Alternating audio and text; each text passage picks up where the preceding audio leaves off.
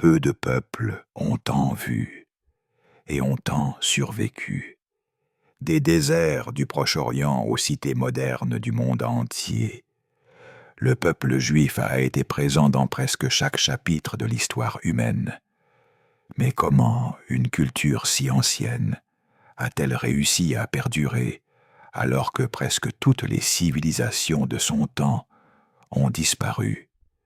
C'est l'histoire d'une idée qui a transcendé les empires, d'une foi qui a commencé avec un seul homme, Abraham, et qui finirait par influencer plus de la moitié de l'humanité, d'un peuple qui a traversé l'Égypte, Babylone, Rome et l'Europe, laissant des traces dans la science, la philosophie, l'art et la morale de l'Occident. Sur plus de 3000 ans, le judaïsme n'a pas seulement survécu, il a évolué. Il est passé de tribus nomades à des royaumes, de royaumes à des communautés en diaspora, et enfin à un État moderne. Chaque étape reflète quelque chose qui transcende le religieux, la capacité humaine à préserver la mémoire, à se réinventer et à construire une identité au milieu d'un changement constant. Aujourd'hui, comprendre l'histoire du peuple juif, ce n'est pas regarder un passé lointain, c'est se pencher sur la racine de nombreuses idées qui définissent encore notre monde actuel, de l'éthique au concept même de justice et de loi. Accompagnez-moi dans cette traversée millénaire, des premières pages de la Genèse à la renaissance d'Israël au XXe siècle. Une histoire de culture, de foi et de permanence. Ce que vous êtes sur le point d'entendre est plus qu'une histoire. C'est la mémoire vive de l'humanité. Avant qu'Israël n'existe, avant même que le mot « juif » n'ait une quelconque signification, il y avait un vaste territoire connu sous le nom d'Ancien Proche-Orient. C'était une région où les grands fleuves, le Tigre, l'Euphrate et le Nil, donnaient vie à des empires naissants. Là ont fleuri les premières cités, les premiers codes de loi et les premières religions organisées. Dans ce monde ancien, les frontières étaient floues, les alliances instables et les dieux nombreux. Chaque cité avait ses divinités, ses temples, ses rituels. On vénérait les forces de la nature, le soleil, la pluie, la fertilité, la guerre. Les dieux étaient puissants, mais aussi capricieux, reflets des souverains et des passions humaines. Dans cet environnement polythéiste a surgi quelque chose de complètement nouveau. L'idée d'un Dieu unique, invisible, transcendant et moral. Cette idée a commencé avec un homme, Abraham. Aux alentours de l'an 2000 avant notre ère, la Mésopotamie était le cœur de la civilisation. Des cités comme Ur, Uruk et Lagash s'étendaient entre les fleuves Tigre et Euphrate. Là, les prêtres écrivaient sur des tablettes d'argile, commerçaient avec de l'or, de l'étain et des épices, et observaient les astres depuis le sommet des ziggourats. Le pouvoir politique et religieux était uni. Les rois étaient considérés comme des intermédiaires des dieux. Pendant ce temps, vers l'ouest, les terres de Canaan et de Syrie étaient un mélange de peuples semi-nomades, de marchands et d'agriculteurs, qui vivaient à l'ombre des grands empires mésopotamiens et égyptiens. Canaan était une région stratégique. Située entre l'Égypte et la Mésopotamie, c'était un couloir naturel pour les caravanes et les armées. C'est dans ce contexte de peuples en mouvement, Assyriens, Amorites, Horites, que l'histoire biblique situe le début d'un petit clan qui serait plus tard connu comme le peuple d'Israël. L'histoire d'Abraham est à la fois un mythe fondateur et une mémoire ancestrale. Selon la tradition, Abraham est né à Ur en Chaldée, l'une des cités les plus avancées de son temps. La Bible le présente comme un homme recevant un appel inattendu, quitter sa terre, sa famille et ses dieux pour entreprendre un voyage vers une terre inconnue, Canaan, avec la promesse que sa descendance serait aussi nombreuse que les étoiles du ciel. Historiquement, il est impossible de vérifier tous les détails de sa vie, mais le récit contient des éléments cohérents avec l'époque. Dans les textes mésopotamiens, on trouve des traces de migration de clans nomades depuis la région d'Ur vers l'ouest. Abraham peut être vu comme un reflet de ces mouvements. Un patriarche semi-nomade qui voyageait avec sa famille et son bétail. Le message central de son histoire n'est pas géographique, mais spirituel. À une époque où les hommes offraient des sacrifices à de multiples dieux locaux, Abraham affirme l'existence d'un Dieu unique qui transcende les temples et les frontières. Un Dieu qui n'a pas besoin d'être contenu dans la pierre, ni représenté par des images. Cette idée, révolutionnaire pour son temps, serait la semence du monothéisme. La tradition raconte qu'Abraham a établi avec ce Dieu une alliance, une relation réciproque basée sur la foi et l'obéissance. En échange, il recevrait une promesse. Ta descendance sera une bénédiction pour toutes les nations. Cette alliance est l'axe qui façonne toute l'histoire ultérieure du peuple juif. Il ne s'agit plus d'un lien entre une cité et sa divinité locale, mais d'une alliance morale et spirituelle entre un Dieu universel et une famille humaine. Le concept d'alliance, ou béri en hébreu, introduit une notion entièrement nouvelle. L'idée que l'ordre divin dépend aussi de la conduite humaine. Ce n'est pas un destin imposé, mais une responsabilité partagée.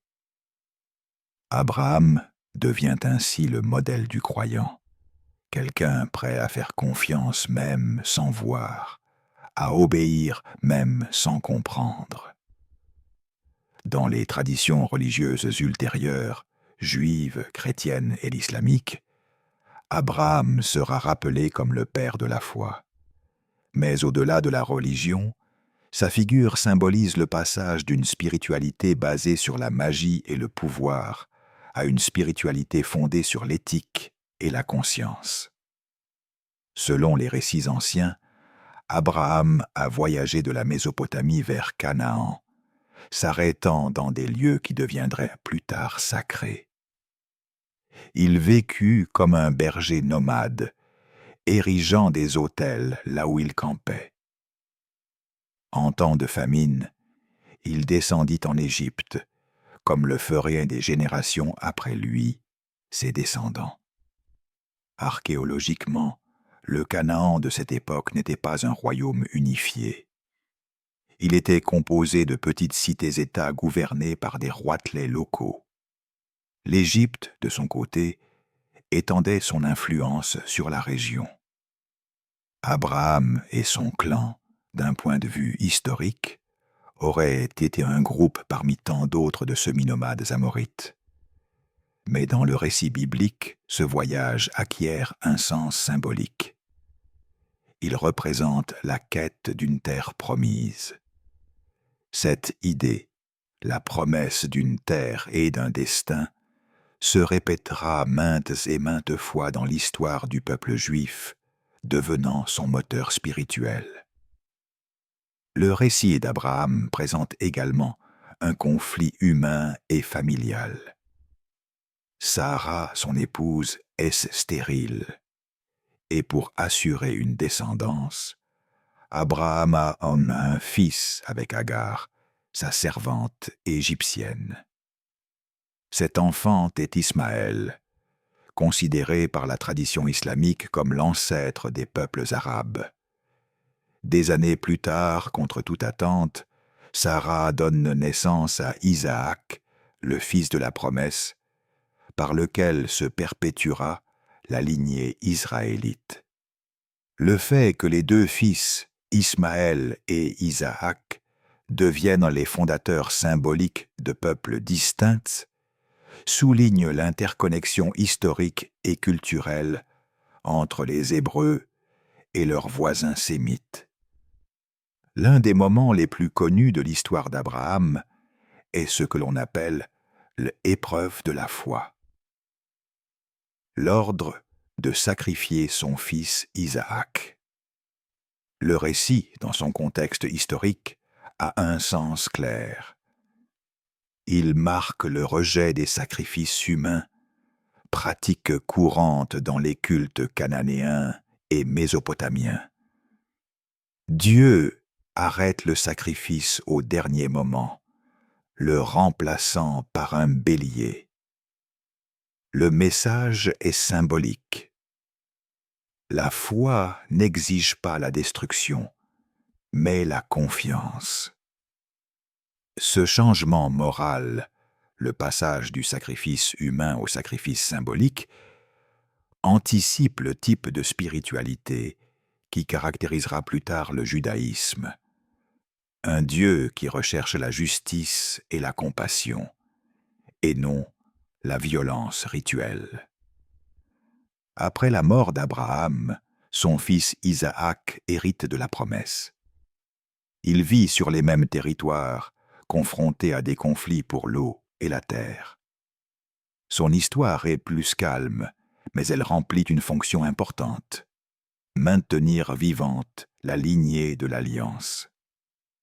Isaac épouse Rebecca, et de cette union naissent Jacob et Ésaü. Entre eux surgit un conflit qui marquera le destin de la famille. Jacob, le cadet, obtient la bénédiction qui revenait à l'aîné, devenant l'héritier spirituel d'Abraham. Jacob est une figure complexe, à la fois humaine et symbolique. Sa vie est faite de voyages, de tromperies et de réconciliation.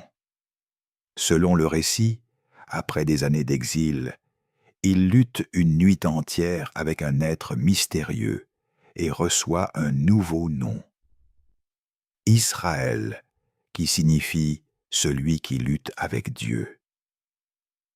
Ce nom sera le point de départ d'une identité collective. Les enfants d'Israël, les 12 tribus qui descendront de ses fils. Jusqu'à ce point, les récits bibliques décrivent un groupe familial, non une nation. Ce sont des bergers nomades qui vivent sous des tentes. Il n'y a ni temple, ni roi, seulement des autels et des traditions transmises oralement. Mais au sein de ces narrations dispersées, commence à se former une idée qui survivra des siècles: la notion d'un peuple élu, non par sa puissance ou son nombre, mais par un engagement moral. Cette conscience collective que le destin d'une famille est lié à un dessein spirituel sera ce qui, avec le temps, transformera les descendants d'Abraham en une nation dotée de lois, d'une religion et d'une mémoire partagée. Les historiens modernes considèrent que les histoires d'Abraham, d'Isaac et de Jacob appartiennent à une tradition orale qui fut consignée par écrit des siècles plus tard. Bien qu'il n'existe aucune preuve archéologique directe de leur existence, les détails culturels et géographiques reflètent avec précision la vie semi-nomade du 2e millénaire avant notre ère. Plus que des chroniques politiques, les récits patriarcaux sont des cartes d'identité.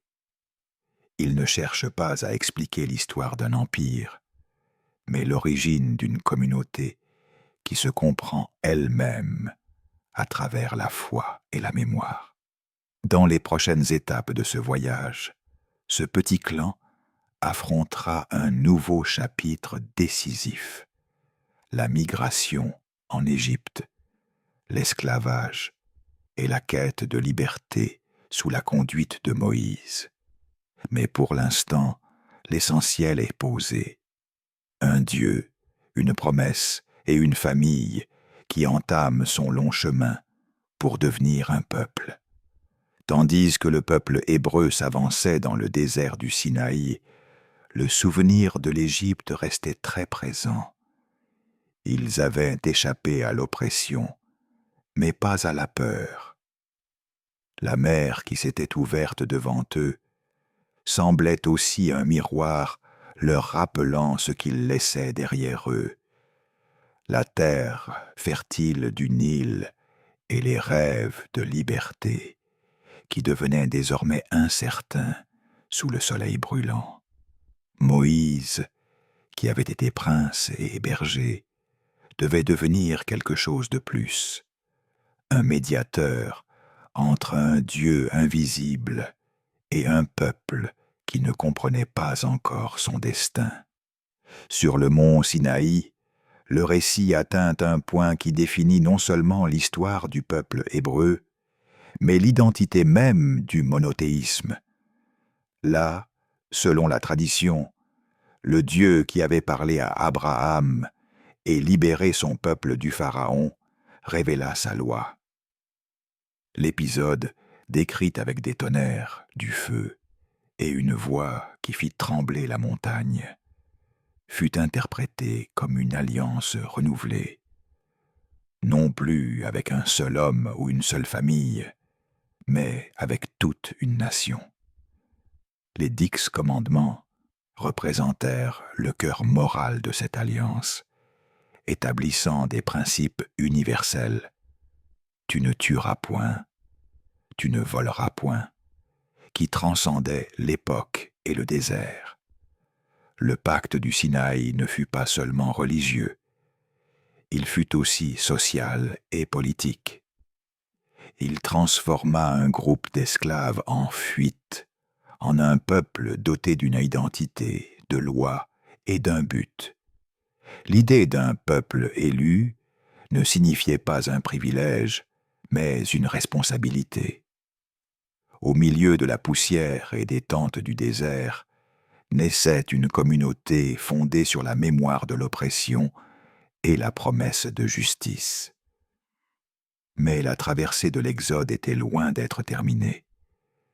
Les Hébreux errèrent pendant 40 ans entre la foi et le doute.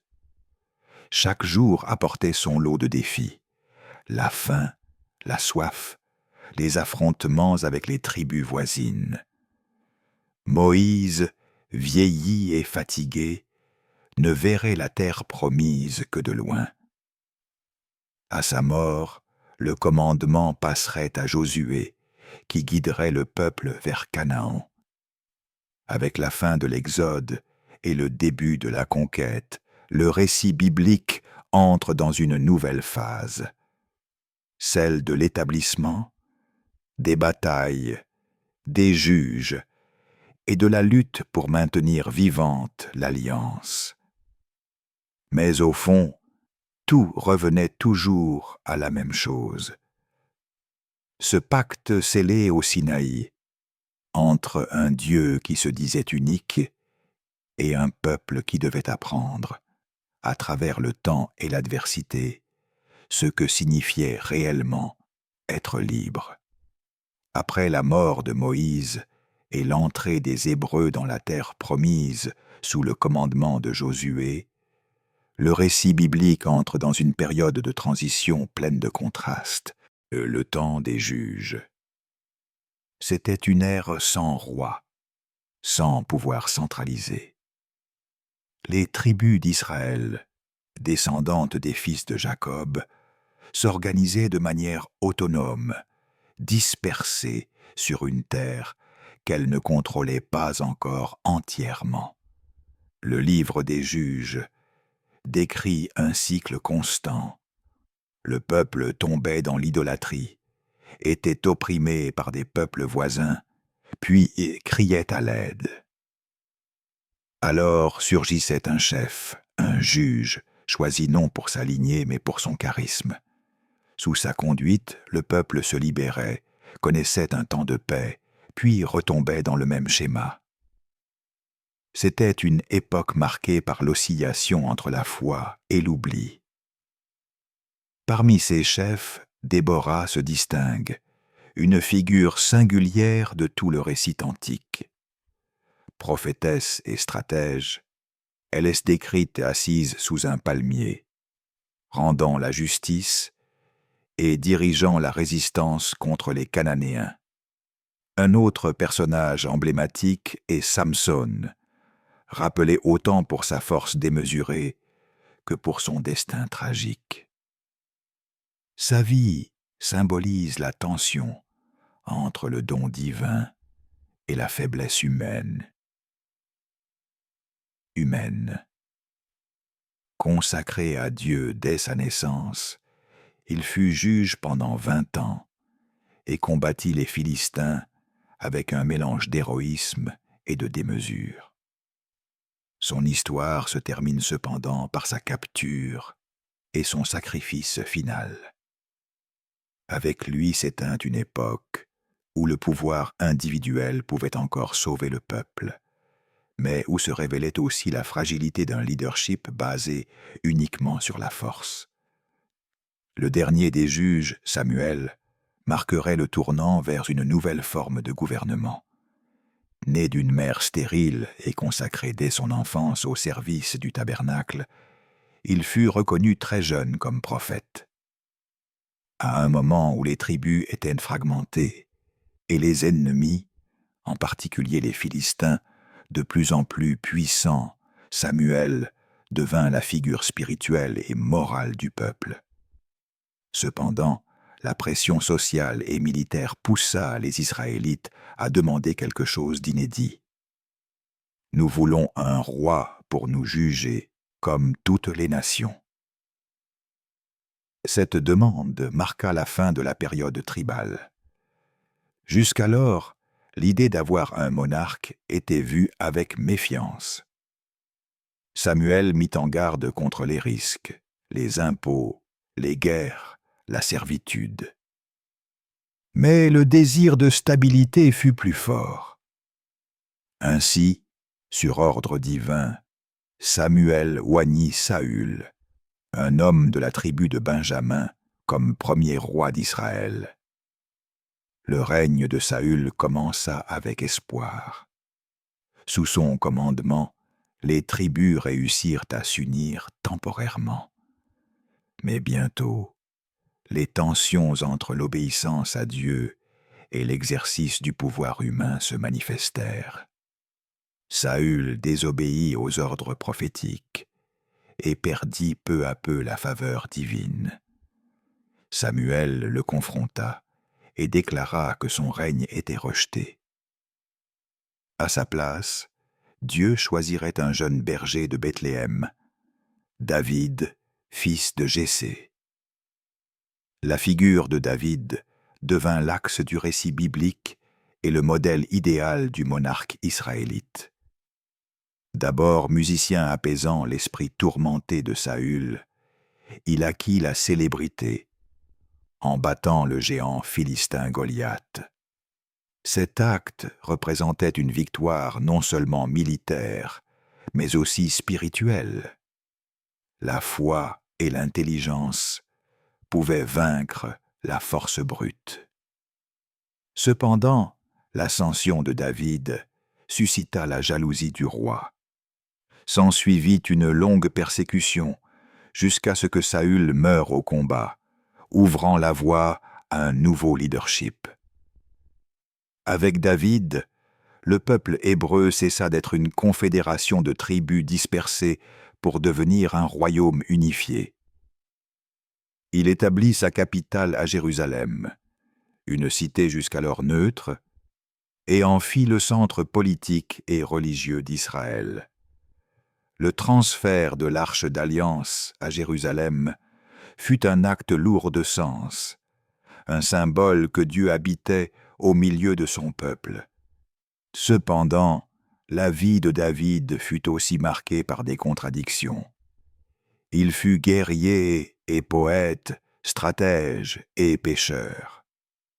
Son histoire avec Bethsabée révéla son côté le plus humain. Pourtant, le repentir qu'il exprime dans les psaumes consolida son image d'homme selon le cœur de Dieu. Le successeur de David fut son fils Salomon, dont la figure allia sagesse, richesse et ambition. Son règne est décrit comme l'âge d'or d'Israël. Le royaume connut la prospérité économique et la reconnaissance internationale. Salomon renforce le commerce et mène de grands travaux de construction. Son plus grand héritage fut l'édification du Temple de Jérusalem, une œuvre majestueuse qui abrita l'Arche d'Alliance et devint le centre du culte israélite. Le Temple représentait la consolidation du monothéisme sous une forme tangible. Malgré sa sagesse, Salomon ne fut pas exempt des erreurs qui accompagnent le pouvoir. La richesse et les mariages politiques introduisirent des influences étrangères. Les tensions sociales s'accrurent en raison des charges imposées pour soutenir ses projets. Ainsi, après sa mort, le royaume unifié se fractura. 10 tribus du nord formèrent le royaume d'Israël, tandis que Juda, au sud, avec Jérusalem pour centre, resta sous la lignée de David. Cette division marqua la fin de l'âge d'or et le début d'une histoire de rivalités et de conflits. Avec la mort de Salomon, la splendeur du royaume commença à s'estomper. Son fils Roboam hérita d'un trône fragile. Les impôts et les travaux forcés pesaient sur le peuple, et lorsque les chefs des tribus du Nord demandèrent un allègement, Roboam répondit avec dureté, promettant d'augmenter la charge. Cette décision provoqua une rupture irréparable. 10 tribus du Nord se rebellèrent et proclamèrent leur indépendance, choisissant pour roi Jéroboam. Ainsi naquit le royaume d'Israël au nord, avec sa capitale d'abord à Sichem, puis à Samarie.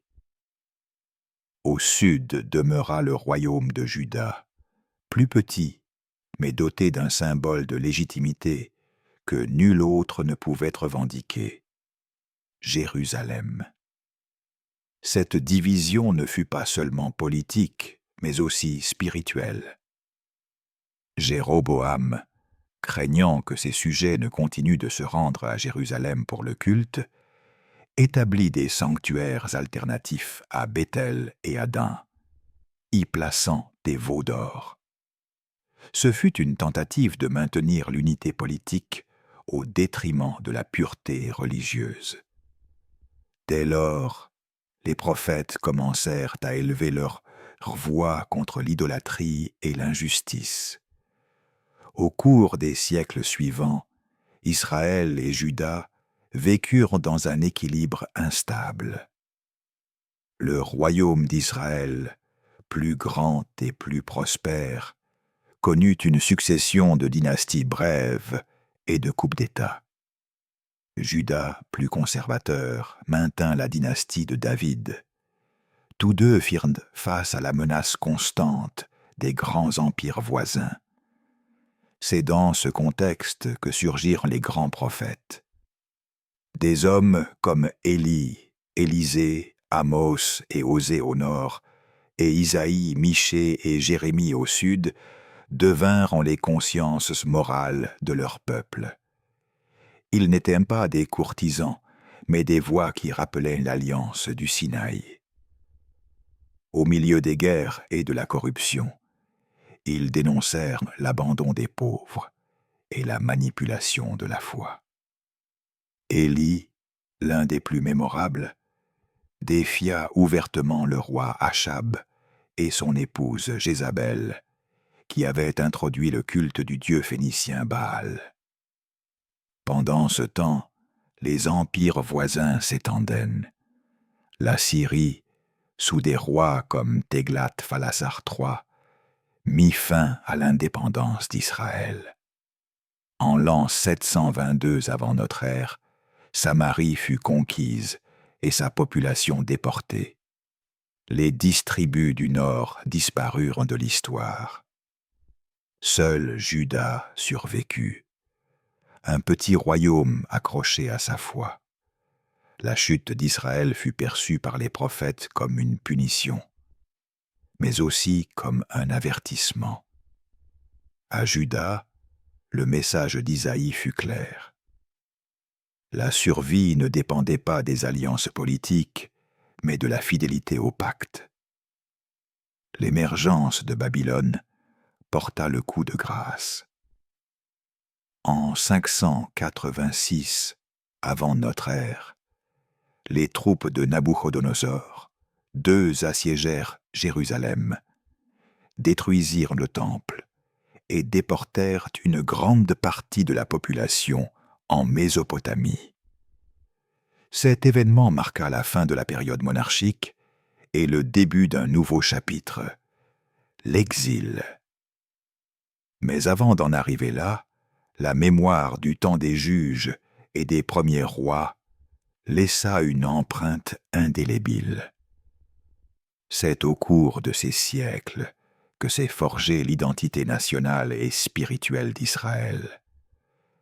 Ainsi, le passage des tribus au royaume ne fut pas seulement une évolution politique, mais une quête de sens. Le 8e siècle avant notre ère marqua le début de l'une des périodes les plus sombres et en même temps les plus formatrices de l'histoire de l'ancien Israël, l'essor de l'empire assyrien, avec sa machine de guerre implacable, altéra à jamais la carte politique et spirituelle du peuple hébreu. La Syrie, avec sa capitale Ninive, était l'une des puissances les plus redoutées. Son expansion commença sous des rois comme Téglat-Phalasar III, de 745 à 727 avant notre ère, qui transforma l'armée assyrienne en une force permanente et brutalement efficace. Sa politique était claire: conquérir, déporter et assimiler.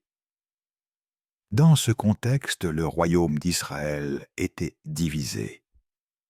Les prophètes, comme Osée et Amos, dénonçaient la corruption et l'idolâtrie. Mais leurs avertissements ne furent pas entendus. Téglat-Phalasar III commença les campagnes qui affaiblirent le nord. Peu après, Salmanasar V, de 727 à 722 avant notre ère, et son successeur Sargon II achevèrent sans la conquête. En l'an 722 avant notre ère, Samarie, la capitale, fut assiégée pendant 3 ans. Lorsqu'elle tomba enfin, les conséquences furent dévastatrices. L'élite et une grande partie de la population furent emmenés en captivité.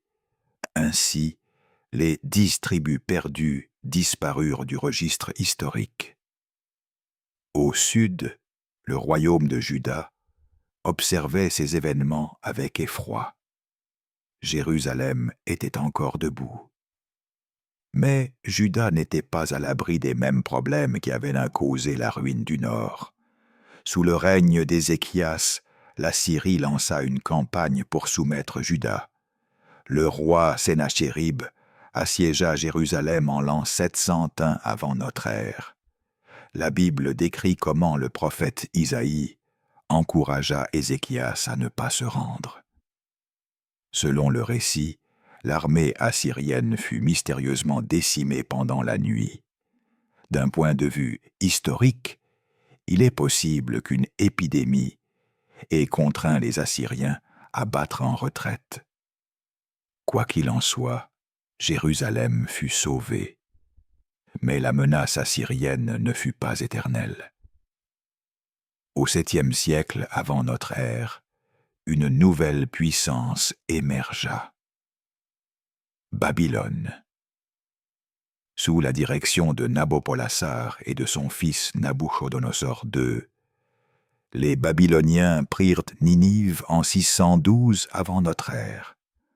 Cependant, la chute de la Syrie n'apporta pas la liberté à Juda, mais le début d'une nouvelle ère de domination. Juda se trouvait dans une position périlleuse, pris entre l'Égypte et Babylone. Le roi Josias, considéré comme l'un des plus pieux, tenta de ramener le peuple au culte exclusif de Yahvé. Mais sa mort lors de la bataille de Megiddo contre le pharaon Néchao II en l'an 609 avant notre ère porta un coup fatal à l'indépendance de Juda. Les Babyloniens, après avoir vaincu l'Égypte à Carchemish en l'an 606 avant notre ère, devinrent les nouveaux maîtres de la région. Lorsque Juda tenta de se rebeller, les conséquences furent catastrophiques. En l'an 597 avant notre ère, Jérusalem fut prise une première fois. Une partie de la population fut déportée à Babylone. 10 ans plus tard, en 587 ou 586 avant notre ère, le roi Sédécias se rebella à nouveau. Babylone répondit par une campagne brutale. Le siège de Jérusalem dura près de 2 ans. Finalement, les murailles furent abattues, le temple de Salomon incendié et la ville laissée en ruine. Les survivants furent emmenés en chaîne vers l'exil. Ce moment, la destruction du premier temple, fut l'une des plus profondes tragédies de l'histoire juive. Ce ne fut pas seulement la perte de l'indépendance politique, mais une crise théologique sans précédent. Dans l'exil babylonien commença un processus de réflexion qui transformerait radicalement la religion et l'identité du peuple juif. Loin de leur terre, sans temple ni sacrifice, les déportés durent réinventer leur foi. C'est dans ce contexte que la figure du prophète acquit une nouvelle importance. Jérémie, qui avait assisté à la chute de Jérusalem, avait prévenu que la catastrophe était la conséquence de l'oubli de l'alliance, mais il annonça aussi l'espoir d'une nouvelle alliance, non gravée dans la pierre, mais dans le cœur des hommes. Pendant ce temps, à Babylone, un autre prophète, Ézéchiel, offrait une vision de reconstruction spirituelle. C'est à cette époque que s'enracinèrent toutes les pratiques qui soutiendraient désormais le judaïsme. La prière, l'étude de la Torah et le rassemblement communautaire. Sans temple physique, les exilés commencèrent à se réunir en petites assemblées. Ces réunions furent le germe de ce qui, des siècles plus tard, serait connu sous le nom de synagogue. L'exil apporta également un changement culturel important.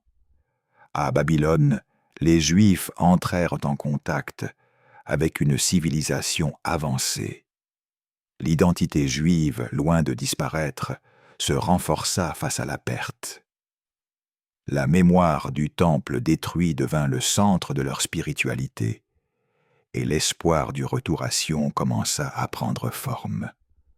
Ainsi, la destruction et l'exil ne furent pas seulement un désastre politique, mais le début d'une transformation profonde. Pour la première fois, le peuple d'Israël apprit que sa foi ne dépendait pas d'un territoire ni d'un édifice, mais de l'alliance intérieure entre Dieu et son peuple.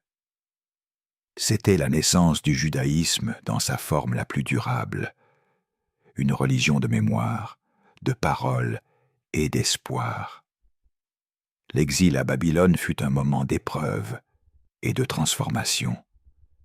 La destruction du temple obligea à repenser la relation avec Dieu. La foi devait vivre dans la mémoire et la pratique quotidienne. Cette crise a stimulé la consolidation de la Torah comme centre d'enseignement et a renforcé l'importance des prophètes.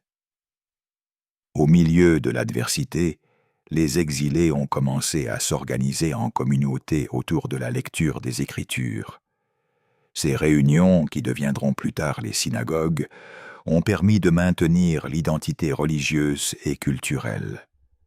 Le contact avec la civilisation babylonienne a également laissé son empreinte. Les Juifs sont acquis des connaissances en administration et en astronomie, s'adaptant à un environnement étranger sans perdre leurs racines.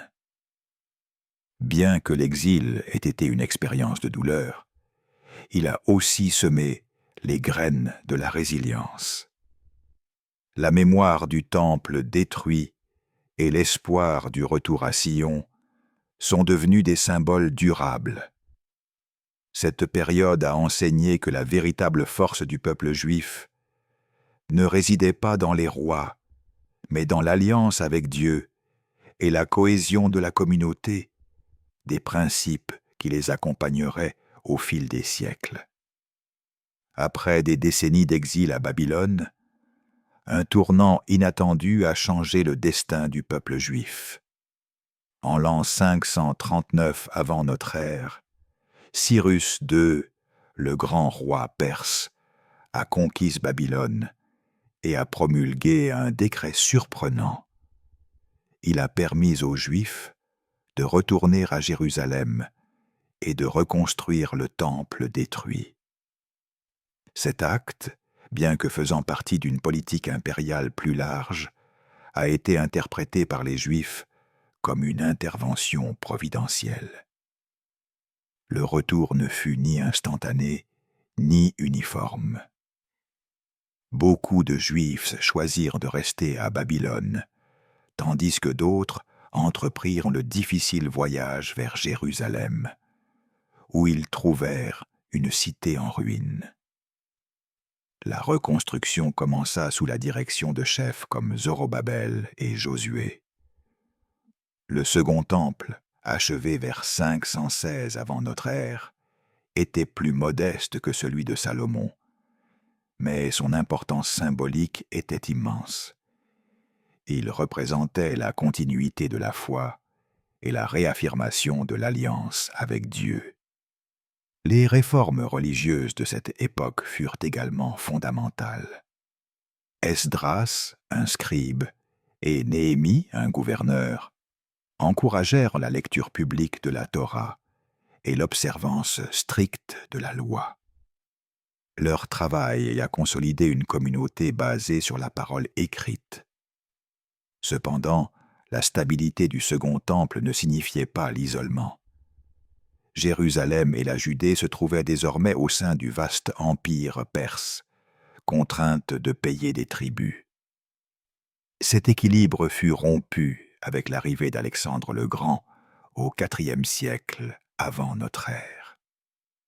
Après la défaite de l'empire perse, la région passa sous la domination des successeurs de son empire, les Diadoques. L'un des principaux centres de pouvoir fut le royaume séleucide. Les souverains grecs promurent activement l'hellénisation, l'adoption de la langue, de la culture et des coutumes grecques. L'hellénisation a engendré de profondes tensions. alors que certains Juifs adoptaient les coutumes grecques, d'autres les rejetaient, les considérant comme une menace pour la loi de Dieu. Les conflits s'intensifièrent sous le règne d'Antiochus IV Épiphane, de 175 à 164 avant notre ère, qui chercha à imposer le culte des dieux grecs à Jérusalem et profana le temple. La réaction des Juifs à ces politiques répressives a donné naissance à la célèbre révolte des Maccabées. Menée par Mattathias et ses fils, en particulier Judas Maccabée, un mouvement de résistance a émergé. Malgré leur infériorité numérique, les Maccabées remportèrent des victoires significatives, reprirent Jérusalem et purifièrent le temple, un acte célébré jusqu'à aujourd'hui par la fête de Hanouka. La révolte des Maccabées n'avait pas seulement une signification militaire, mais aussi spirituelle. Elle représentait la réaffirmation de l'autonomie religieuse. Après ces victoires, le royaume hasmonéen fut établi, une dynastie indépendante qui gouverna la Judée pendant environ un siècle, avant l'intervention romaine. La période du retour de l'exil, de la reconstruction du temple et de la révolte des Maccabées est, à bien des égards, un récit de résilience. Le peuple juif, après la dévastation de Babylone et sous la pression des empires étrangers, a réussi à maintenir et à revitaliser son identité. La période qui a suivi la victoire des Maccabées a consolidé non seulement une indépendance politique temporaire, mais aussi une nouvelle phase de renforcement religieux et social. La dynastie hasmonéenne, fondée par les chefs de la révolte, a gouverné la Judée pendant environ un siècle, jusqu'à ce que l'expansion du pouvoir romain n'impose de nouvelles réalités. La consolidation des Hasmonéens a nécessité un équilibre délicat entre autorité religieuse et politique. Nombre de ces chefs étaient issus de la prêtrise, et leur gouvernement reflétait la nécessité de fusionner pouvoirs temporels et spirituels. Pendant cette période, l'identité juive s'est renforcée de manière décisive. Le souvenir de l'exil et de l'oppression hellénistique est devenu un pilier de l'enseignement. La lecture de la Torah, devenue centrale à Babylone, s'est consolidée à Jérusalem. Hanouka, célébrant la purification du temple, est devenu un symbole de victoire spirituelle. Cependant, la stabilité hasmonéenne était loin d'être uniforme. Des tensions internes persistaient entre les factions pro-helléniques et traditionnalistes. Parallèlement, la communauté juive hors de Judée continuait de se développer. Les diasporas babyloniennes et égyptiennes maintenaient des liens culturels et religieux avec Jérusalem. L'influence hellénistique, bien qu'initialement perçue comme une menace, a également eu des effets indirects. L'interaction avec la culture grecque a stimulé des débats philosophiques. La structure religieuse du Second Temple, renforcée par les Hasmonéens, est devenue l'axe de la vie sociale. La prêtrise a acquis un rôle central dans l'interprétation de la loi. Le royaume hasmonéen n'était cependant pas à l'abri de l'expansion de Rome. Au 1er siècle avant notre ère, la Judée est devenue un espace d'intérêt stratégique pour l'Empire. Malgré ces défis, la période hasmonéenne représente un chapitre de renouveau. Après des siècles d'exil, les Juifs ont réussi à établir un royaume propre. En somme, le retour à Jérusalem et l'ère du Second Temple, culminant avec la révolte des Maccabées, représentent une période de redressement et d'affirmation. Le 1er siècle avant notre ère marqua l'entrée définitive de Rome dans l'histoire de la Judée, transformant profondément la vie politique, sociale et religieuse du peuple juif. En l'an 63 avant notre ère, Pompée, un général romain, intervint dans un conflit interne du royaume hasmonéen et conquit Jérusalem. La cité, qui avait été un symbole de la résistance juive, passa sous contrôle romain. Sous cette domination, les rois locaux devinrent des instruments du pouvoir impérial. Hérode le Grand, nommé roi de Judée par les Romains en 37 avant notre ère, se distingua par son habileté à équilibrer les exigences de Rome et le besoin de légitimité auprès de son peuple. Il entreprit de vastes projets de construction, dont le plus emblématique fut l'agrandissement du Second Temple à Jérusalem. Cependant, les réformes d'Hérode n'éliminèrent les tensions latentes. Le 1er siècle fut marqué par d'importantes divisions internes. Les pharisiens, les sadducéens, les esséniens et les zélotes représentaient différentes interprétations de la loi et de la relation avec Rome. Les pharisiens prônaient une interprétation stricte de la Torah, tandis que les sadducéens, majoritairement des aristocrates, étaient plus enclins à collaborer avec le pouvoir romain. Les Esséniens vivaient en communautés isolées, et les Zélotes prônaient une résistance active contre l'occupation. C'est dans ce contexte que surgit Jésus de Nazareth, dont la vie et les enseignements s'inscrivent dans cette réalité complexe. Son message, centré sur la justice et la miséricorde, interagissait avec les tensions sociales et religieuses de son temps. Alors que certains le considéraient comme un réformateur, d'autres y voyaient une menace, ce qui conduisit finalement à sa crucifixion sous l'autorité romaine.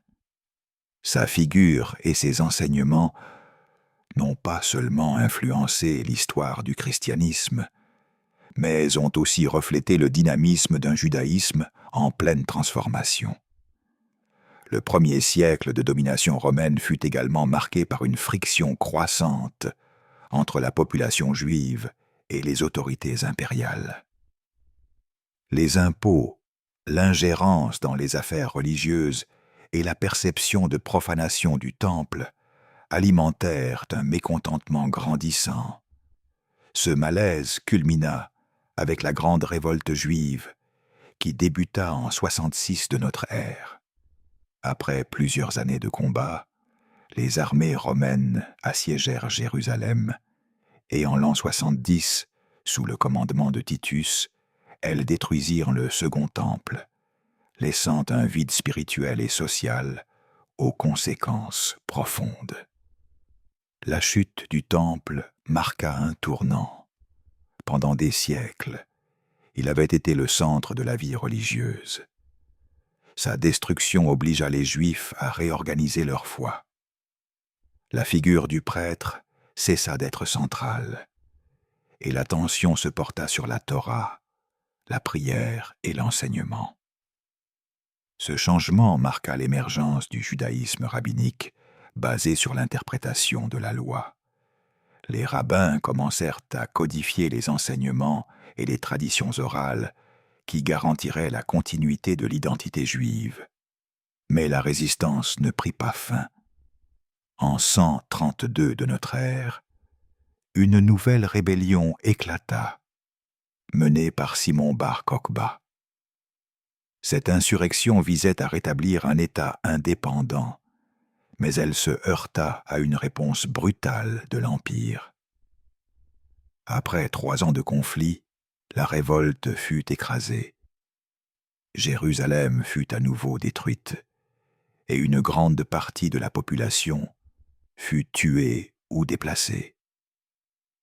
Cette défaite consolida la diaspora définitive. Sans État ni temple, la communauté dut se réorganiser autour des synagogues et des écoles. La mémoire historique, les fêtes et l'observance de la loi devinrent les piliers qui soutiendraient le peuple juif au fil des siècles. De plus, la diaspora permit à la culture et à la religion juive de s'étendre au-delà de Jérusalem. La naissance du judaïsme rabbinique, en réponse directe à la perte du temple, redéfinit la pratique religieuse. Les rabbins devinrent les chefs spirituels, et la prière remplaça progressivement les sacrifices. Parallèlement, la littérature et la tradition orale prirent de l'ampleur, aboutissant à la compilation de la Mishnah et du Talmud. Ainsi, même dispersés, les Juifs purent maintenir un sentiment d'unité. Cette période de domination romaine, de destruction et de transformation, constitue une étape de transition critique. D'un judaïsme centré sur le temple, on est passé à un judaïsme centré sur la loi et la communauté. La consolidation du judaïsme rabbinique après la destruction du Second Temple marqua un changement fondamental. L'absence d'un centre de culte physique a déplacé la foi vers la Torah, la prière et l'enseignement. Les synagogues sont devenues le pivot de la vie sociale et spirituelle. Ce modèle a permis aux Juifs, même loin de Jérusalem, de conserver un sentiment d'unité. La révolte de Bar Kokhba et la dispersion qui en a résulté ont renforcé le besoin d'adaptation. Loin de leur terre natale, les Juifs ont dû construire de nouvelles formes d'organisation communautaire. L'enseignement oral est devenu un véhicule essentiel pour transmettre l'histoire et les traditions, ce qui a donné naissance plus tard à des textes fondamentaux comme la Mishnah et le Talmud. La période romaine, avec ses guerres et ses tensions, a montré que la force du peuple juif ne dépendait pas d'un territoire, mais de la capacité à préserver l'identité par la loi et la communauté. En ce sens, l'histoire juive du 1er et du début du 2e siècle est une leçon de résilience. Malgré la dévastation, les Juifs ont réussi à transformer l'adversité en un renforcement de leur identité spirituelle. L'émergence du judaïsme rabbinique n'a pas été un simple remplacement, mais un renouveau profond. Après la dévastation de Jérusalem, les Juifs ont entamé un nouveau chapitre de leur histoire.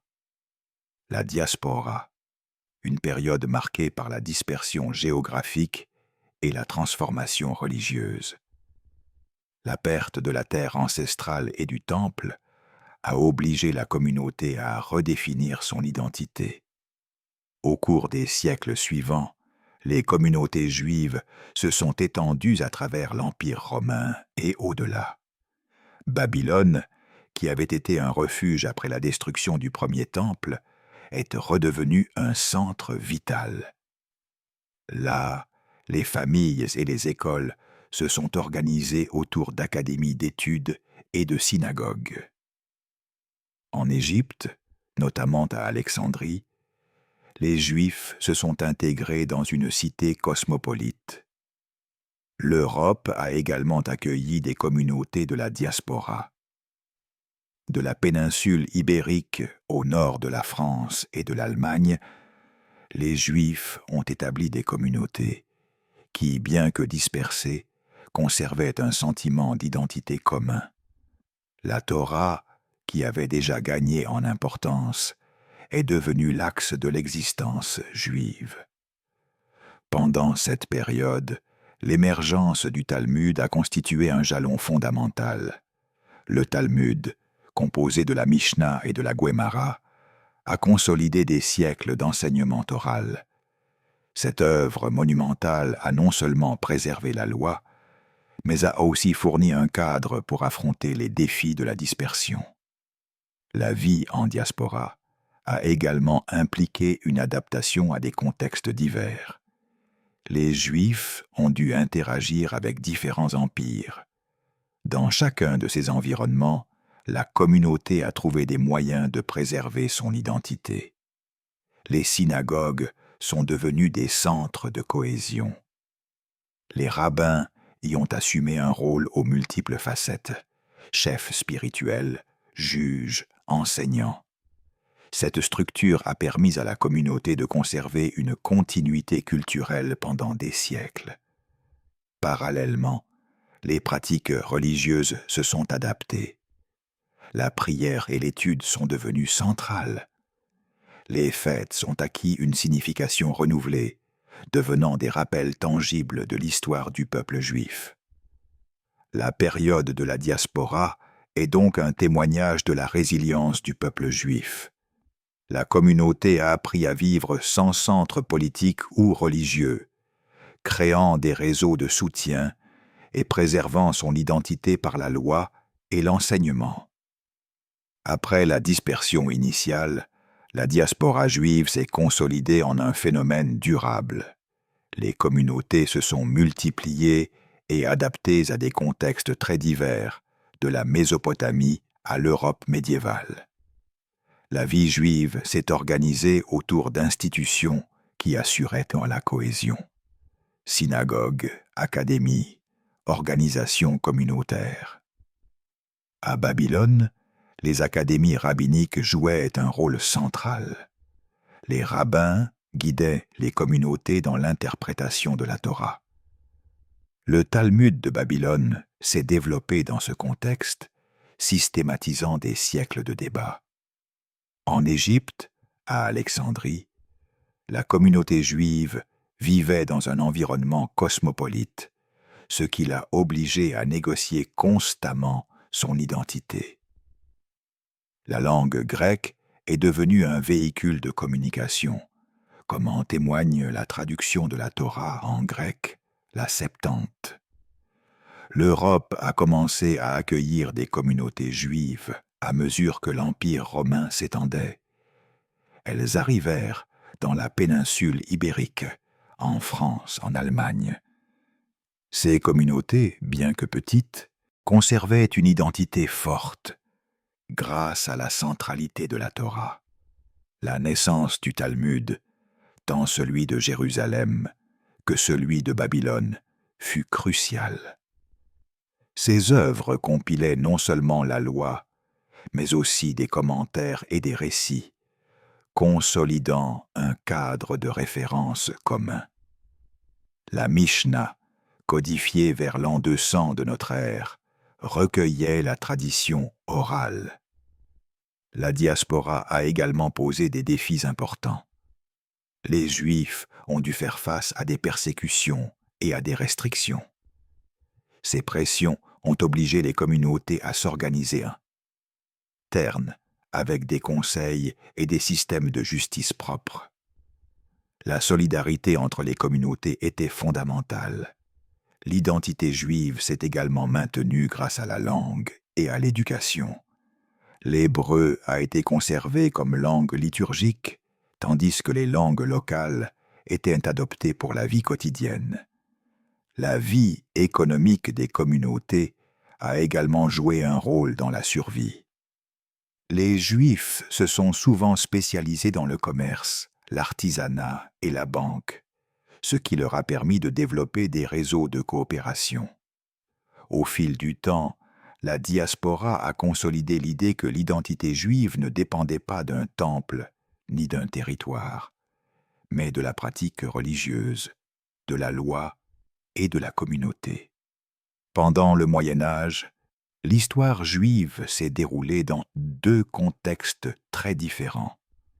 D'une part, le monde islamique, en particulier Al-Andalus, a connu des périodes de tolérance relative. D'autre part, l'Europe chrétienne a imposé des restrictions et des persécutions. Dans la péninsule ibérique sous domination musulmane, les Juifs ont pu participer activement à la vie politique et culturelle. Des villes comme Cordoue et Grenade sont devenues des centres d'apprentissage. Cette période est souvent qualifiée de « âge d'or juif », car elle a permis un épanouissement intellectuel sans précédent. Des philosophes comme Maïmonide et Salomon ibn Gabirol ont développé des œuvres qui combinaient la tradition juive et la pensée philosophique du monde islamique. Maïmonide a écrit le Guide des égarés, un traité cherchant à concilier raison et foi. Ces figures ont non seulement enrichi la culture juive, mais ont aussi contribué aux dialogues interreligieux. Cependant, la situation des Juifs en Europe chrétienne était beaucoup plus précaire. Ils se retrouvaient souvent confinés dans des ghettos, avec des restrictions légales et sociales. Pendant les croisades, aux XIe et XIIe siècles, de nombreuses communautés juives furent attaquées lors de pogroms. La vie quotidienne dans les ghettos était marquée par une surveillance constante. Les lois limitaient la possession de terres et la participation à certains métiers.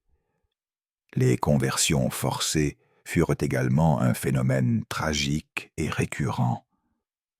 L'Inquisition, instaurée en Espagne au XVe siècle, chercha à éliminer la pratique juive, persécutant ceux qui maintenaient leurs traditions en secret.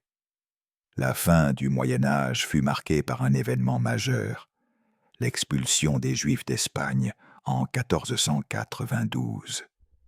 Après la conquête de Grenade, les rois catholiques décrétèrent que tous les Juifs devaient se convertir ou quitter le pays. Cet événement mit fin à la présence de Séfarades comme centre juif, dispersant ses habitants vers l'Afrique du Nord, l'Empire ottoman et d'autres régions d'Europe. Malgré la persécution, les communautés juives surent se reconstruire. L'expérience du Moyen Âge a consolidé la résilience du peuple juif. Après l'expulsion de 1492, les communautés juives séfarades se dispersèrent dans toute la Méditerranée et au-delà, entamant une période de reconstruction culturelle. Beaucoup se dirigèrent vers l'Empire ottoman, où les sultans offraient une protection relative.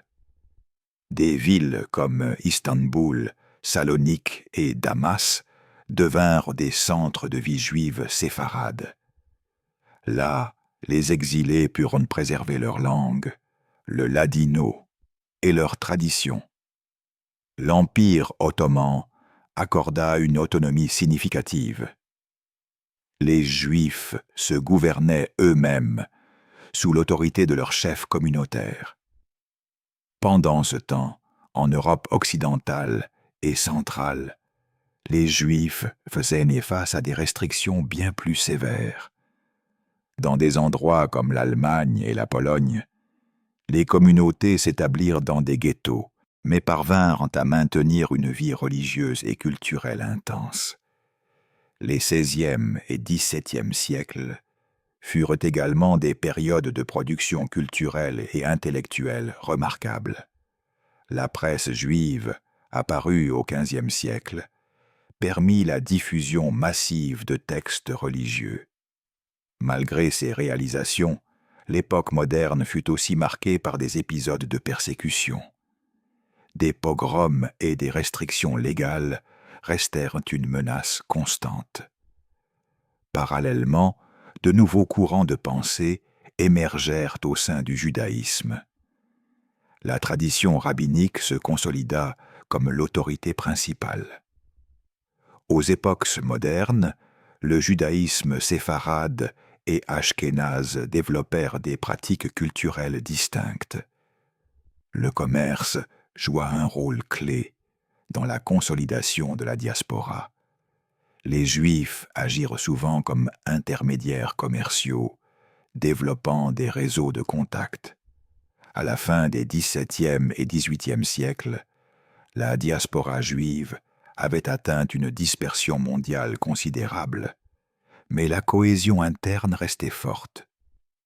Le Moyen Âge et le début de l'ère moderne, avec leurs contrastes, ont consolidé des traits essentiels du judaïsme, la centralité de la Torah, l'importance du leadership rabbinique et la cohésion communautaire.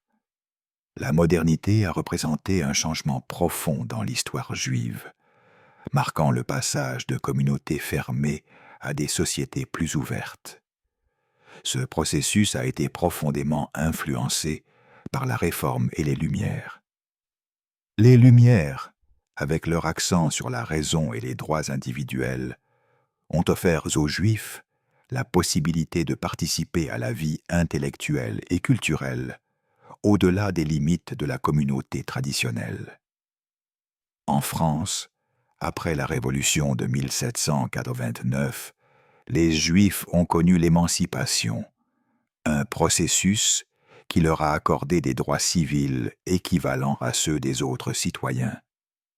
Pour la première fois, ils pouvaient participer pleinement à la politique et au commerce, sans être soumis aux restrictions qui les confinaient au ghetto. L'émancipation française est devenue un modèle qui a inspiré des processus similaires dans d'autres pays européens. En Allemagne, le processus fut plus graduel, souvent conditionné à l'assimilation culturelle. Ce contexte a donné naissance à de nouveaux courants au sein du judaïsme. Le judaïsme réformé, qui cherchait à adapter les pratiques à la vie contemporaine. Le judaïsme conservateur, qui équilibrait tradition et modernité. Et le judaïsme orthodoxe, qui défendait une observance stricte de la Torah. Pendant ce temps, en Europe de l'Est, les conditions étaient très différentes.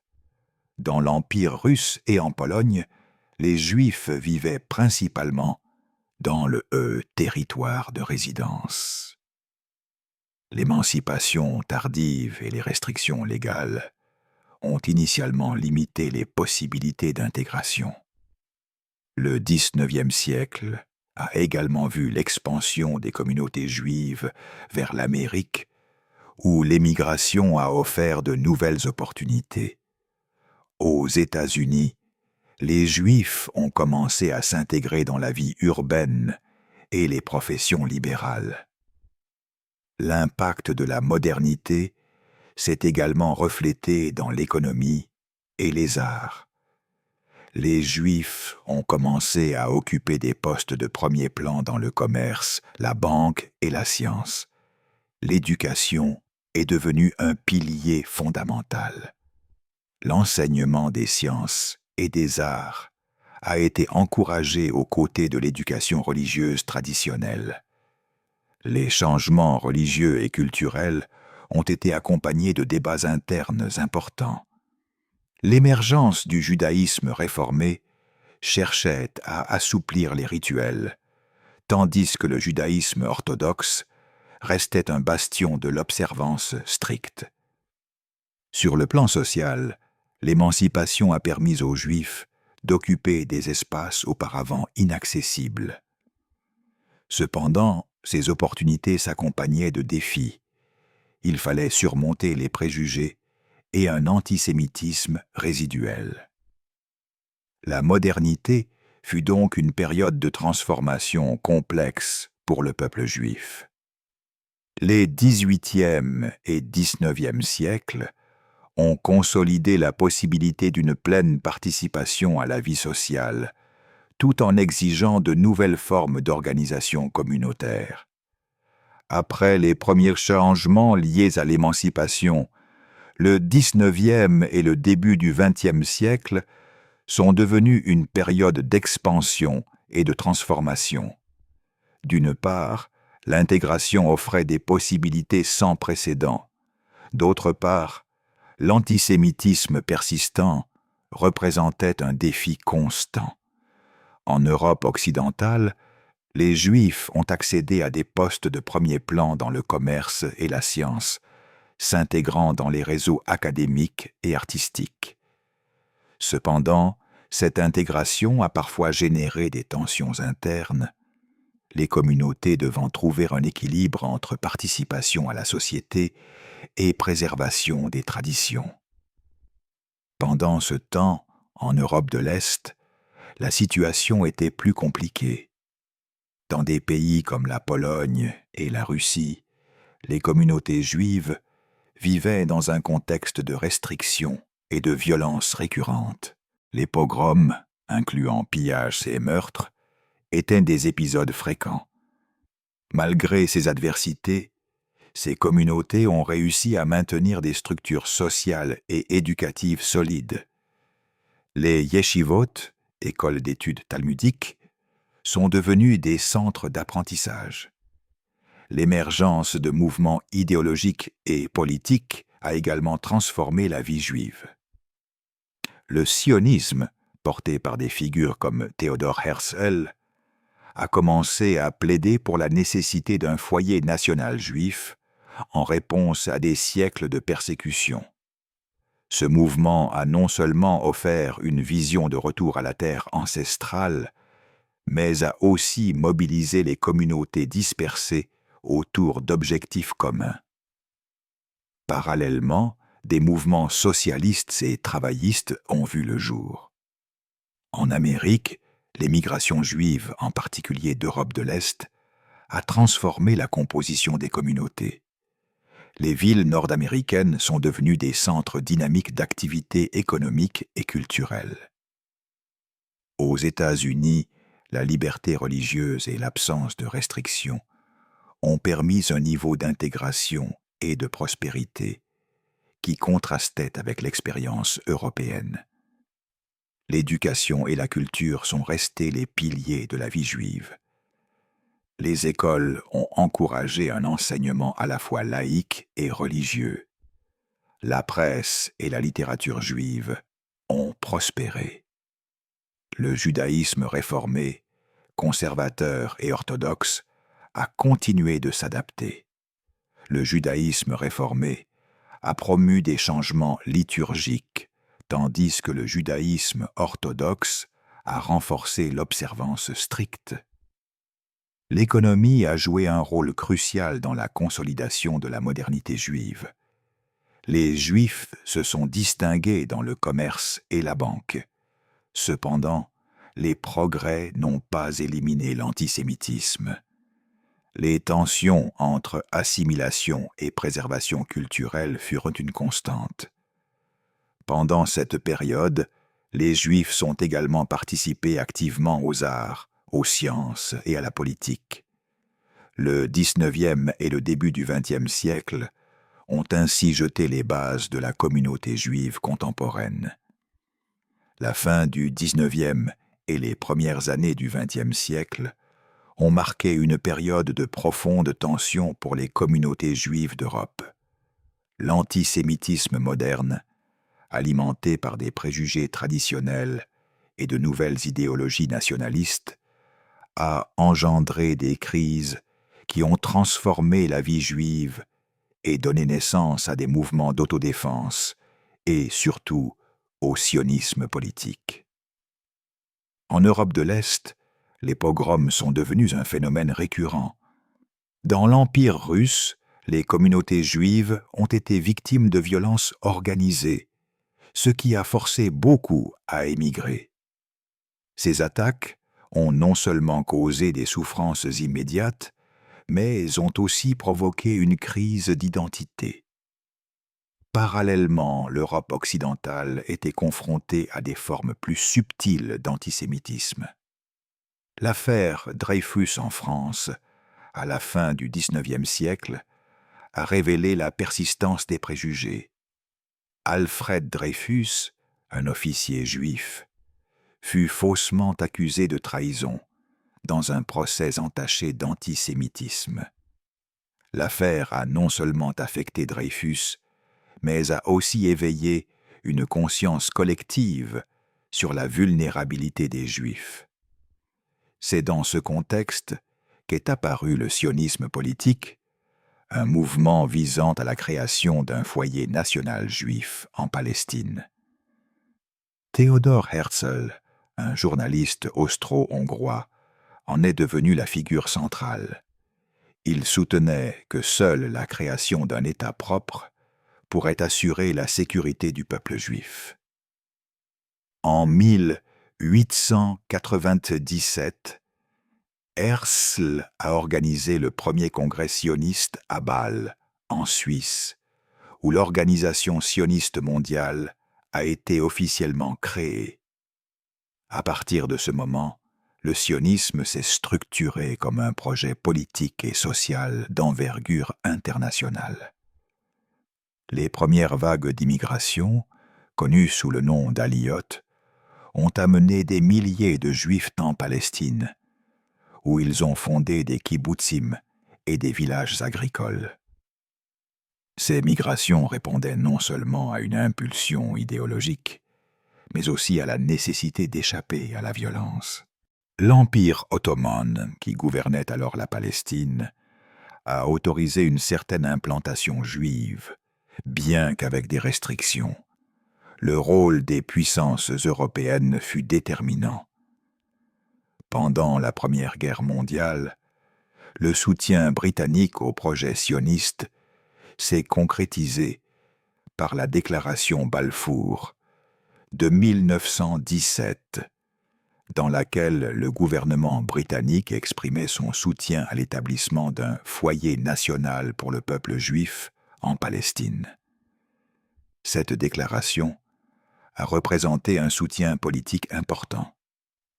Pendant cette période, le sionisme politique a également encouragé le développement culturel et linguistique. L'hébreu moderne, revitalisé par des figures comme Eliezer ben Yehuda, est devenu un élément central de l'identité nationale juive. La vie juive en Europe, malgré les opportunités d'émancipation, restait marquée par des menaces constantes.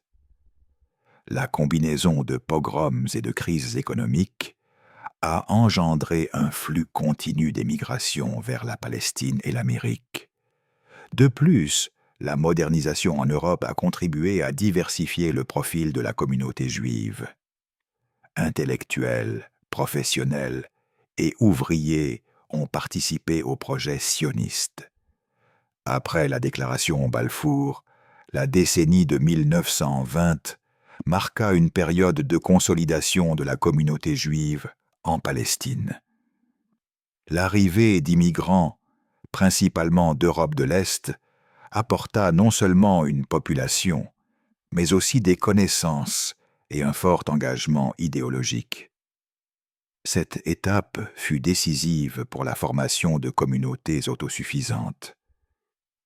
Les colons juifs s'organisèrent en kibbutzim et en moshavim, des formes de colonies agricoles coopératives. Le développement urbain fut également crucial.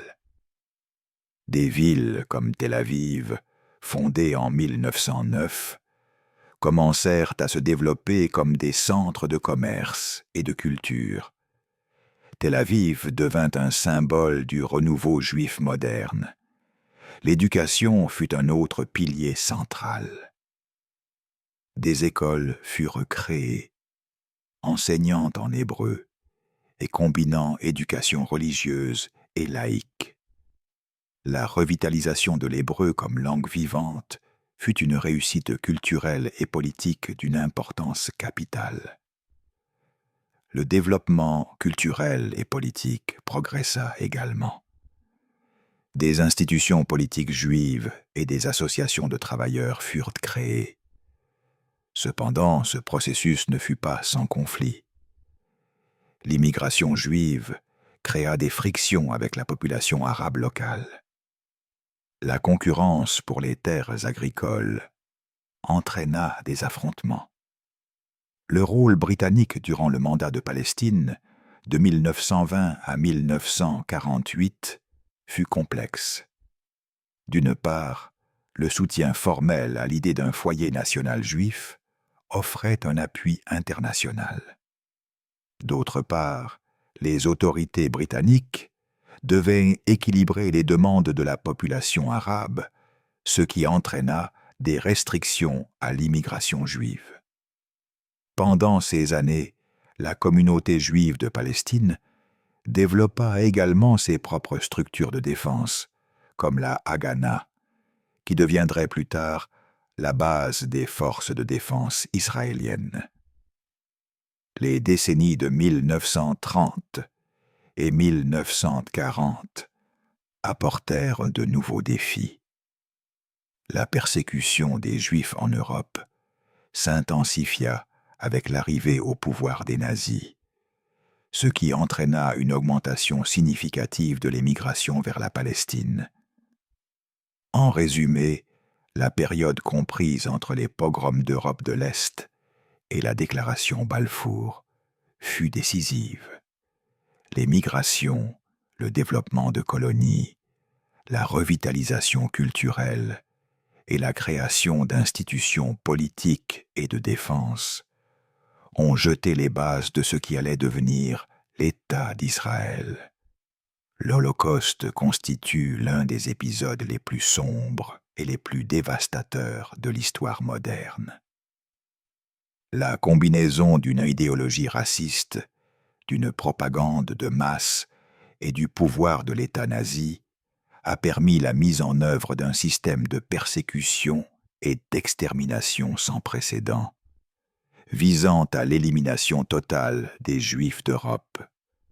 L'antisémitisme nazi s'est institutionnalisé dès l'arrivée au pouvoir d'Adolf Hitler en 1933. L'idéologie nazie considérait les Juifs comme la source de tous les maux. Les lois de Nuremberg, promulguées en 1935, furent une étape décisive dans la légalisation de la discrimination.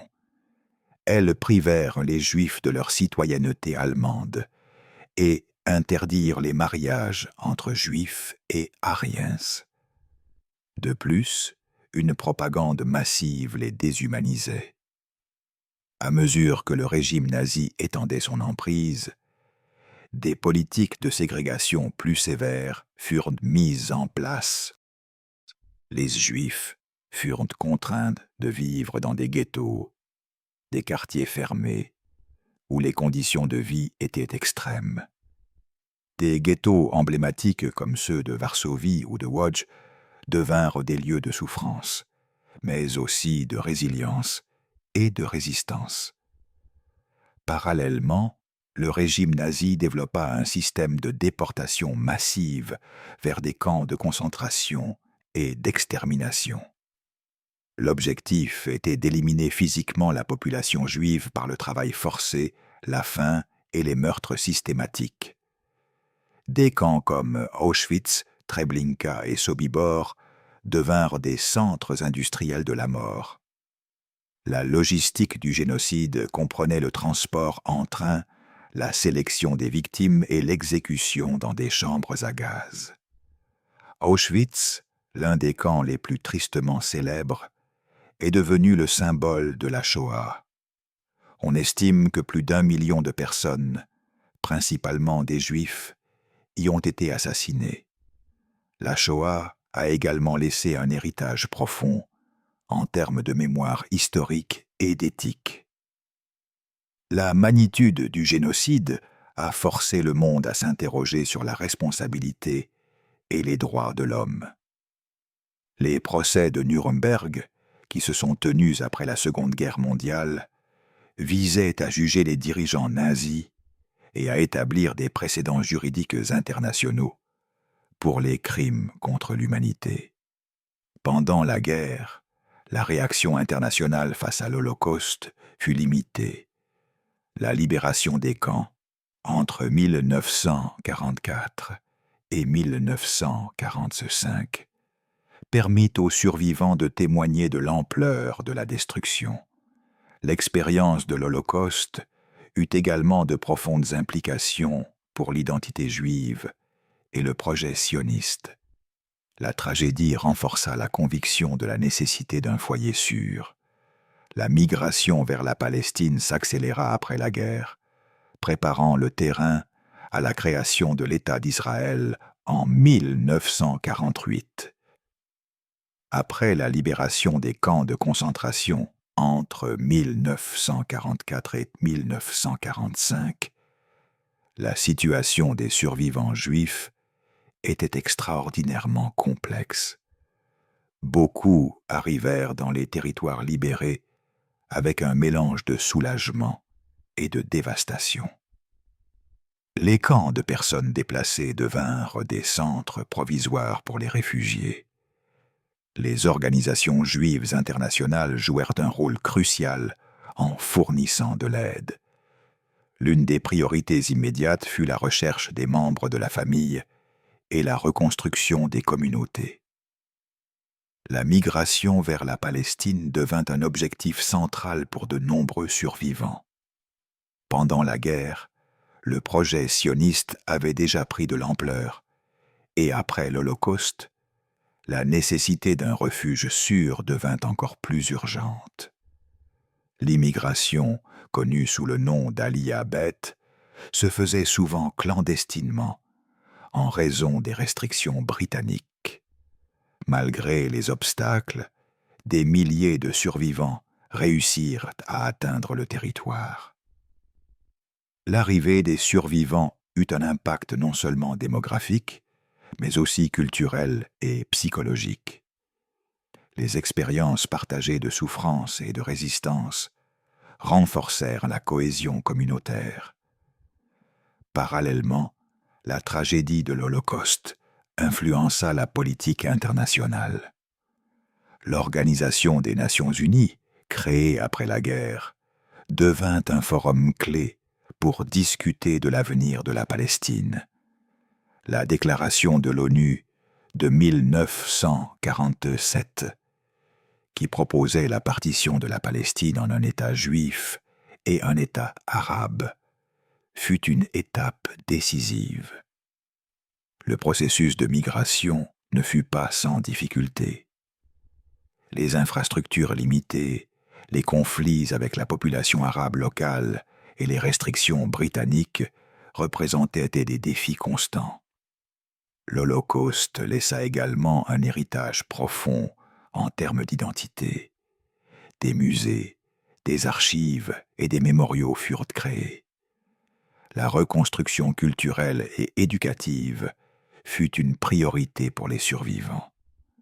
En termes politiques, les survivants s'intégrèrent activement dans la vie du Yishuv, la communauté juive organisée en Palestine. L'impact démographique fut également significatif. L'arrivée massive de survivants transforma la composition de la population. L'Holocauste créa également un sentiment d'urgence et de responsabilité historique. En résumé, l'Holocauste a laissé une blessure profonde, mais a aussi consolidé la détermination du peuple juif à survivre et à reconstruire. La libération des camps a permis le début de la convalescence.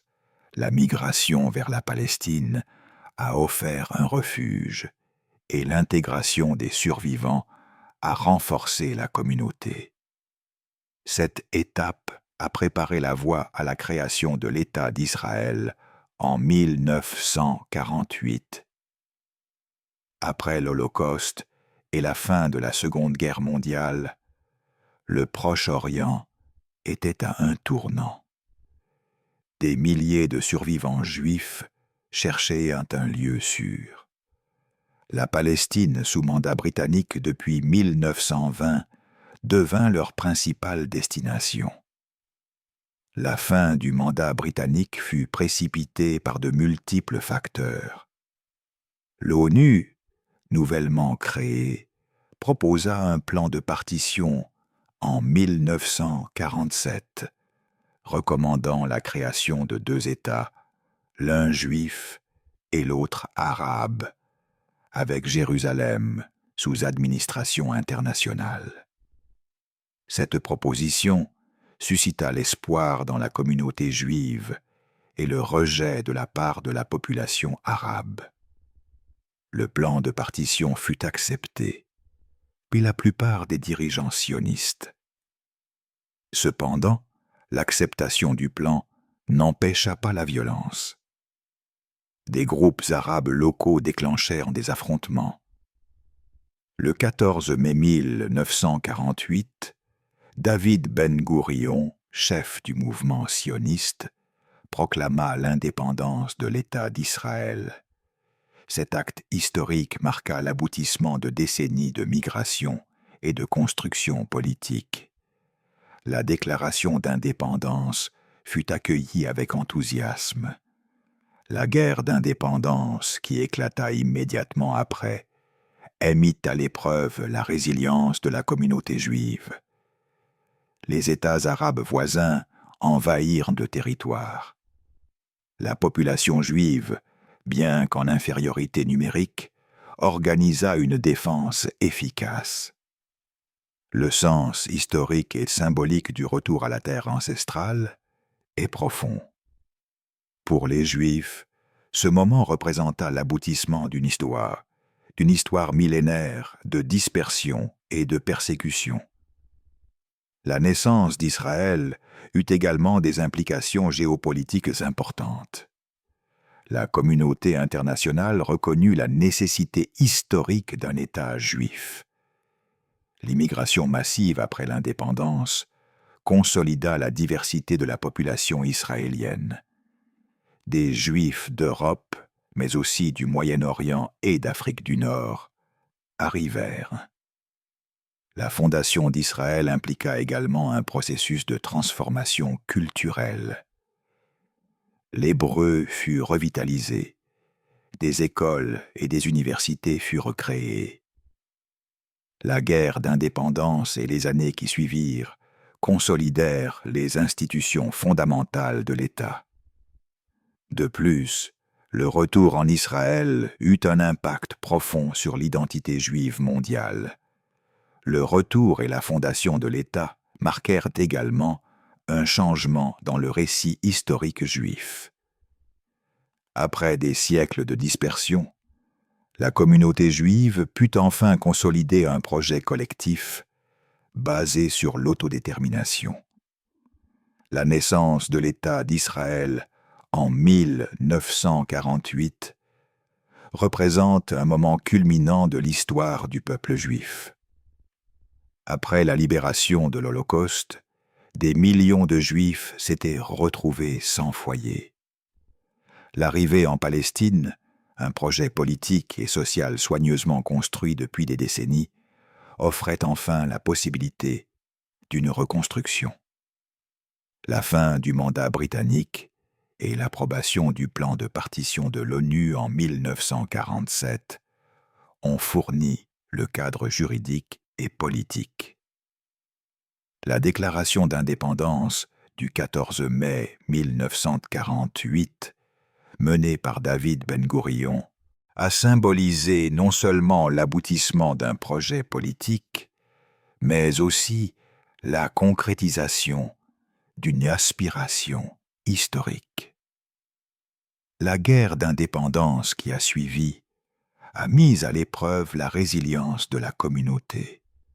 Face à l'invasion des États arabes voisins, la survie de l'État dépendait de l'unité et de la détermination collective.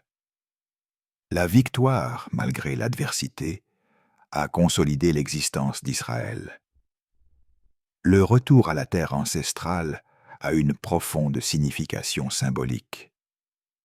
Il représente la fin d'un cycle historique qui a commencé avec la dispersion forcée. L'intégration des survivants de l'Holocauste et des Juifs de diverses régions a renforcé la richesse culturelle du pays. Ces communautés ont apporté leur tradition et leur résilience. L'impact international a également été considérable.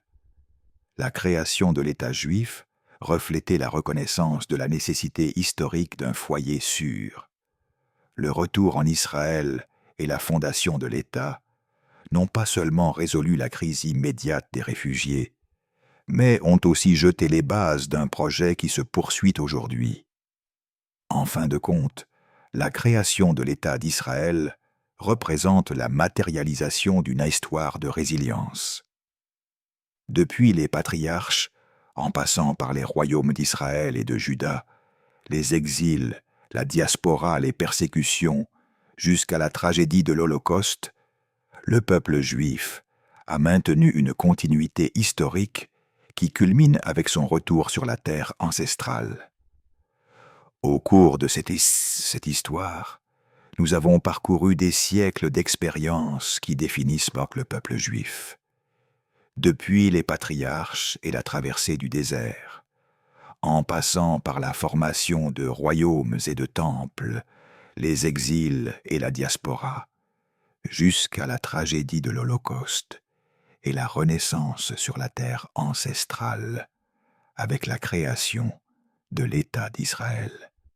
Chaque étape nous montre la résilience, l'adaptabilité et la détermination d'une communauté qui a su maintenir son identité, sa culture et sa foi face à des adversités qui semblent insurmontables. Le retour en Israël ne représente pas seulement un fait géographique ou politique. Il symbolise la capacité d'un peuple à transformer la douleur en action, la mémoire en enseignement et l'espoir en réalité. Chaque génération juive a contribué à ce récit, en conservant les traditions, en renforçant l'éducation et en projetant un avenir qui honore le passé, tout en construisant un présent sûr et plein. Cette histoire nous rappelle que l'identité ne se perd pas, même face aux plus grands défis, et que la persévérance et la cohésion peuvent engendrer des changements qui transcendent les siècles. Merci de nous avoir accompagnés dans ce voyage à travers le temps et la mémoire d'un peuple qui a laissé son empreinte sur l'histoire du monde. Nous arrivons au terme de ce parcours historique, mais l'histoire du peuple juif continue de s'écrire aujourd'hui, dans sa culture, sa société et l'impact qu'elle a sur le monde contemporain. Merci de faire partie de cette exploration et de nous accompagner dans ce récit qui unit passé, présent et espoir en un avenir à construire.